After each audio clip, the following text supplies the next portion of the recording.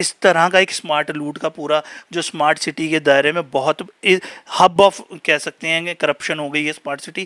Transparency कुछ नहीं है इस पर, जो है एक कार्रवाई होनी चाहिए। एक सिस्टमेटिक वे से जम्मू के बच्चों को जो है साइडलाइन किया गया है और बाहर की कंपनियों को यहाँ पर तरजीह दी जा रही है। जम्मू स्मार्ट पार्क के तहत एक कंपनी को इन्होंने टेंडर दिया, गवर्नमेंट ने, बाबा इंफ्राटेक कॉरपोरेशन। नाम सुन के लगता है कि पर कोई प्राइवेट लिमिटेड कंपनी है, कोई बहुत बड़ी कंपनी है। देखिए, हम चाहते हैं कि इस पर जो है इंक्वायरी हो, एक जुडिशियल इंक्वायरी हो। इस जो कल्प्रिट्स हैं कि किसकी मिली भगत से ये जम्मू को लूटा गया है, इस कंपनी को लाया गया स्पेशली लूटने के लिए। ये कंपनी बिजनेस करने के माइंडसेट से नहीं आई थी। जम्मू स्मार्ट सिटी के तहत स्मार्ट लूट की जा रही है। जिस तरीके से ये कॉन्ट्रैक्ट दिए गए हैं वो कहीं ना कहीं शक के घेरे में है। उसी को लेकर इस समय मिशन ह्यूमैनिटी फर्स्ट के चेयरमैन अमनदीप सिंह बोपराई हैं।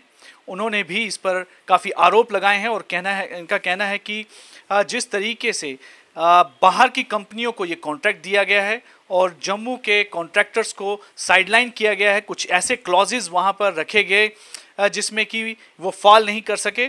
उसी को लेकर अभी ये कुछ खुलासा करने वाले हैं, खुद इनसे बातचीत करते हैं। आप आरोप लगा रहे हैं कि जिस तरीके से ये बाबा इंफ्राटेक कॉरपोरेशन को जो एक कॉन्ट्रैक्ट दिया गया है, कहीं ना कहीं ये शक के घेरे में।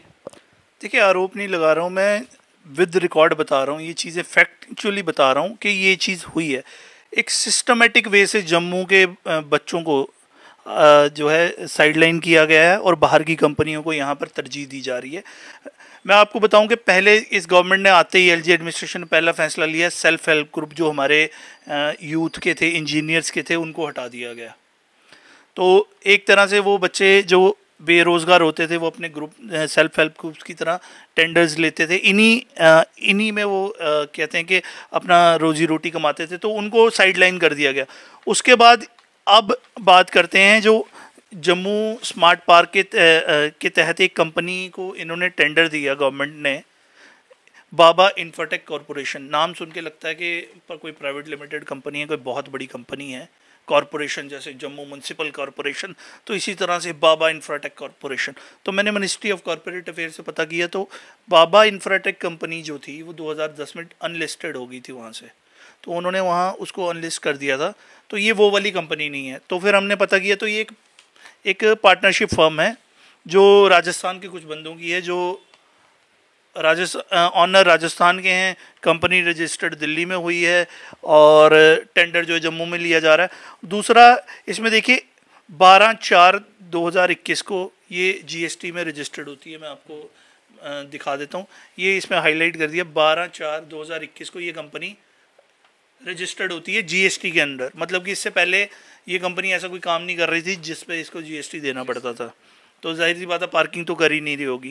तो मतलब आपका आरोप है कि सिर्फ इसी कॉन्ट्रैक्ट को लेने के लिए ये इस कंपनी को लाया गया। अब वो कैसे होता है, देखिए जीएमसी, ये मैं आपको बताता हूँ, ये बिड है 21/6/2021,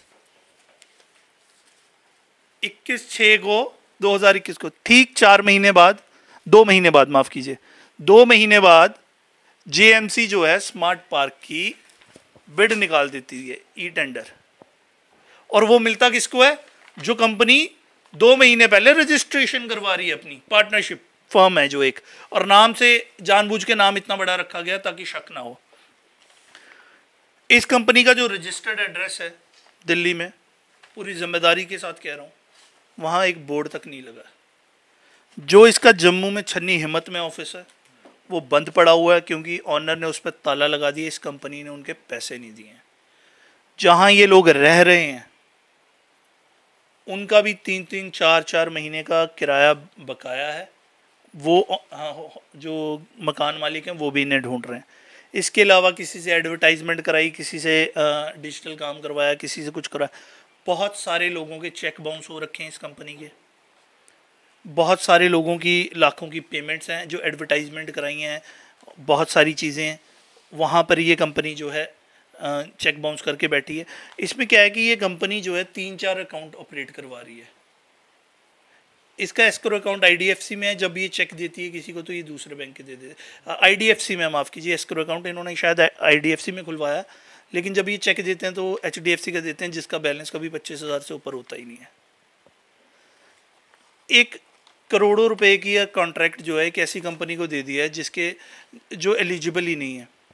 क्योंकि आप देखिए नॉर्मल हमारे जो यहाँ पर पार्किंग के ठेके हैं वो भी साल का लाखों रुपए जो रेवेन्यू है गवर्नमेंट को देते हैं। हमारे जो ठेकेदार हैं जम्मू के लोकल ठेकेदार हैं, अगर आपने स्मार्ट पार्किंग ही करनी है तो गवर्नमेंट ये ऐप बेस्ड करनी है। हमारे बच्चे जो हैं बाहर जाके ऐप्स डेवलप कर रहे हैं, तो आप क्यों, अगर आप चाहते, अगर आप जम्मू के हितैषी होते तो आप कहते कि आइए ऐप डेवलप कीजिए, इसके बाद जो है उन जम्मू के ठेकेदारों को आप रजिस्टर्ड करते और वो इन साइट्स पर काम करते, अगर सरकार की मंशा यहाँ पर लूट की नहीं होती। लेकिन यहाँ पर जो है ये साफ साफ लूट है। अभी तक जो है 27 लाख रुपए के आसपास, ये जब आरटीआई डाली थी 21/11/11 तक 27 लाख के आसपास जो है रेवेन्यू जो था गवर्नमेंट ने रिसीव किया था इनसे, स्मार्ट पार्किंग से, और उसमें से सिर्फ 4% ही है सरकार का, बाकी कॉन्ट्रैक्टर का। और 6 साल का कॉन्ट्रैक्ट है। आप देखिए टोल लगते हैं तो वो गवर्नमेंट जो होती है वो कंपनी टोल लगाती है ताकि वो उस रोड का जो उसका खर्चा वो पूरा कर सके। यहाँ तो आप कह रहे हैं कि 4% हमें देना, इंफ्रास्ट्रक्चर कुछ नहीं लगा रही वो कंपनी, कैमराज हैं, ऐप्स हैं, ये नॉर्मल चीज़ें, ये कोई भी डेवलप कर सकता है। आज ये कह दें हमारे, आज सेल्फ हेल्प ग्रुप्स को ये एक्टिव करें गवर्नमेंट, आज हमारे बच्चे ये डेवलप करके, तो ये टेक्नोलॉजी जो है विद इन 1 मंथ जो है ये पूरा प्रोजेक्ट रेडी हो जाता है, अगर सरकार की मंशा इसमें से जम्मू के बच्चों को। लेकिन इसमें एक चीज़ मैं पूछना चाहूँगा कि जब आपने इस मामले को देखा तो जो लोकल कॉन्ट्रैक्टर्स थे वो इसमें बिड ही ना कर पाएँ, कॉन्टेस्ट ही ना कर पाएँ, उसके लिए किस तरह के टर्म्स एंड कंडीशंस रखे गए थे कि आउटसाइडर जो बाहर की कंपनी थी उनको ये कॉन्ट्रैक्ट मिले? देखिए क्लॉज ऐसा कुछ भी नहीं है, क्लॉजेस की तो दिक्कत है, क्लॉजेस तो इन्होंने हटा दिए ना, जो मैंने इनसे एलिजिबिलिटी क्राइटेरिया मांगा है। अब आप देखिए, मैंने आपको बताता हूँ ये एलिजिबिलिटी क्राइटेरिया मुझे कहाँ से पता लगेगा, क्योंकि जो इन्होंने आरटीआई रिप्लाई किया है ये देखिए 3.43 है एलिजिबिलिटी क्राइटेरिया, इसका ए सेक्शन है टेक्निकल एलिजिबिलिटी, ये इतना सा पैरा है, इसके बाद वो ये दूसरा 3.74 शुरू हो जाता है, वो पूरा तो मेरे को दिया ही नहीं इन्होंने। यहां से भी तो मंशा क्लियर होती है कि आप जो हो एलिजिबिलिटी क्राइटेरिया, आप क्या हो, अगर ये ह्यूमन एरर है तो ह्यूमन एरर सिर्फ एलिजिबिलिटी क्राइटेरिया में हुआ, इतनी बड़ी आपने फाइल मुझे दे दी, उस फाइल में कहीं पर कोई वो नहीं है, सिर्फ एक एलिजिबिलिटी क्राइटेरिया जहां पर टेक्निकल एलिजिबिलिटी क्राइटेरिया वो मिसिंग है। तो इसका यही साफ साफ दर्शाना है, ये एक तरफ की इस तरफ इशारा कर रहा है कि यहाँ पर जो है बहुत बड़ा नेक्सस है और जीएमसी के अंदर बैठा हुआ है। क्यों? और देखिए मैंने जब आरटीआई लगाई, मेरी पहली आरटीआई का रिप्लाई नहीं आया, जॉइंट कमिश्नर को जो मैंने रिप्लाई किया उन्होंने उसका जो मैंने आरटीआई डाली उसका रिप्लाई तक नहीं किया, तो ये बता रहा है। फिर मेरे को first appellate authority GMC commissioner को डालनी पड़ी, तो ये भी साफ दिखा रहा है कि कहीं ना कहीं कुछ ना कुछ है, जानबूझ के जी ठीक है इसको डिले किया जाए इस प्रोसेस को आरटीआई का, तब तक ये कंपनी जितना लूट सकती है लूट ले जम्मू को।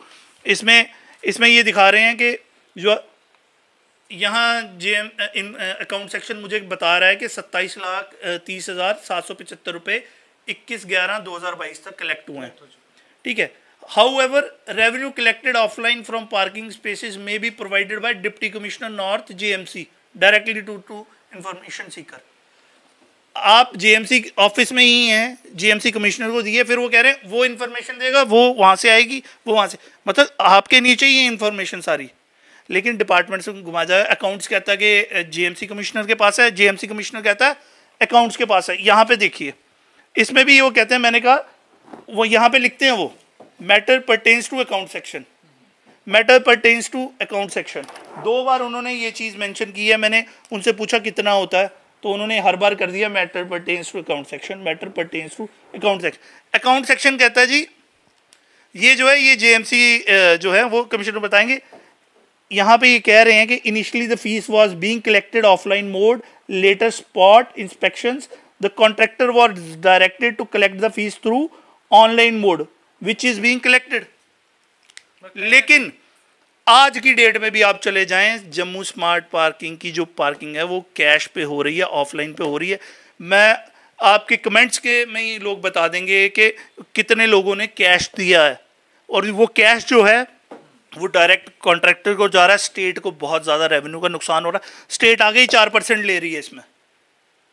आप देखिए कि 4% ले रही है, आपको ज़रूरत क्या है? आप सेल्फ हेल्प ग्रुप से जब आप टेंडर्स लेते हैं नॉर्मली, तो आप कितनों को ये 4% देते हैं? जम्मू के जो लोकल बच्चे हैं, यहाँ पर बहुत सारे लोगों ने टेंडर्स लिए हुए हैं पार्किंग के, आप उनसे 10-10 लाख 20-20 लाख रुपए लेते हैं और 6 साल का कॉन्ट्रैक्ट दिया आपने। बाकी जगह पार्किंग कहीं 2 साल की, कहीं 1 साल की है। शराब के टेंडर्स आपने कहा कि जी रेवेन्यू कम आ रहा है इसलिए हम हर साल देंगे। अब मैं आपसे जानना चाहूँगा कि इस पूरे मामले में अब आपकी क्या डिमांड है और किस तरह से अब आगे आप कार्रवाई करेंगे? देखिए, हम चाहते हैं कि इस पर जो है इंक्वायरी हो, एक जुडिशियल इंक्वायरी हो।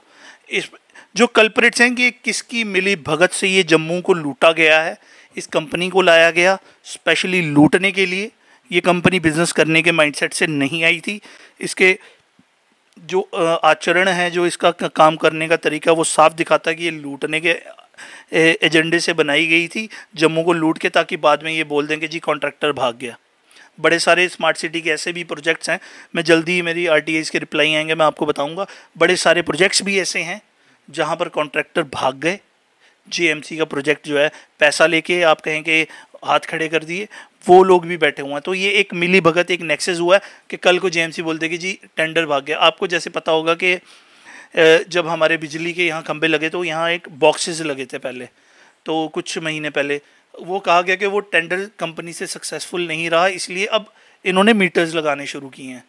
तो वो जो पहले वाला टेंडर था उसमें से पैसा कहाँ गया, उस टेंडर जो टेंडर वाला था उसको कितने पैसे दिए गए, उसका कोई हिसाब किताब नहीं। तो इस तरह का एक स्मार्ट लूट का पूरा जो स्मार्ट सिटी के दायरे में बहुत हब ऑफ कह सकते हैं कि करप्शन हो गई है स्मार्ट सिटी।